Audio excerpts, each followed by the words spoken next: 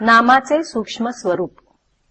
नुसते रामराम म्हणून राम कसा भेटेल हा प्रश्न माणूस सहजच विचारतो आणि त्याला दाखला म्हणून म्हणतो की समजा एखादा मनुष्य नोकरी नोकरी असा जप करीत खोलीत बसला तर त्याला नोकरी मिळणे शक्य आहे का?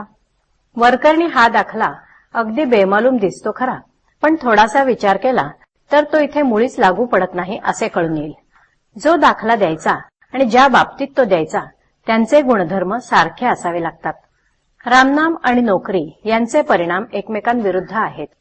रामराम म्हणण्याचा शेवट रामप्राप्तीत म्हणजे स्वतःच्या विस्मरणात होत असतो, म्हणजे देहबुद्धीतून देहाच्या पलीकडे जाणे, म्हणजे स्थूलातून सूक्ष्माच्या पलीकडे जाणे, हा रामराम म्हणण्याचा परिणाम.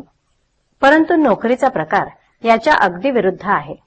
मुळात नोकरी ही कल्पना सूक्ष्म आहे. नंतर ती मिळावी म्हणून 10 जणांचे आर्जव करायचे, त्याच्यानंतर ती देणारा भेटायचा आणि मग आपण ती नोकरी करायची. म्हणजे नोकरी या कल्पनेतून सूक्ष्मातून स्थूलात जाणे हा नोकरीचा प्रकार.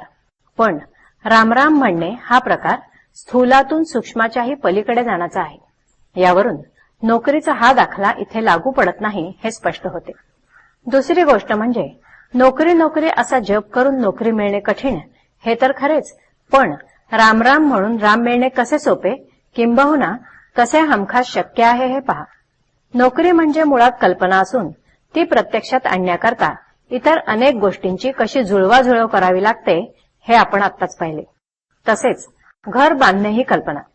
ती पुरी करून ते घर सर्व बाजूंनी सुखसोयीचे आगर व्हावे या हेतूने सर्व जिन्सा पैदा करून त्यात आणून ठेवणे म्हणजेच कल्पनेतून कृतीत येण्याचा प्रकार झाला. आता हे करणे किती कष्टाचे आणि अनिश्चित आहे याचा अनुभव सर्वांना आहे. रामराम म्हणण्याचे उद्दिष्ट स्थूलातून सूक्ष्माच्या पलीकडे जाणे हे आहे.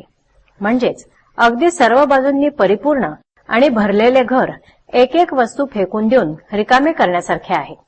ही गोष्ट करण्याची इच्छा असल्यास कोणालाही सहज होण्यासारखे आहे. तेव्हा नोकरी नोकरी म्हणून नोकरी मिळणे जितके कठीण तितकेच रामराम म्हणून राम मिळणे निश्चित आहे. सबब रामराम म्हणून राम कसा भेटेल अशी शंका न घेता रामराम जपावा. मनाच्या सर्व दुःखाला कारण देहबुद्धी आहे. ती जायला उपाय एकच, प्रेमाने भगवंताचे नामस्मरण करावे. त्याच्या योगाने सर्व मल जाईल. नामस्मरणच रामाची गाठ घालून देईल. चित्तात तशी तळमळ मात्र पाहिजे. मीपणा टाकावा आणि परमात्म्याचे होऊन राहावे.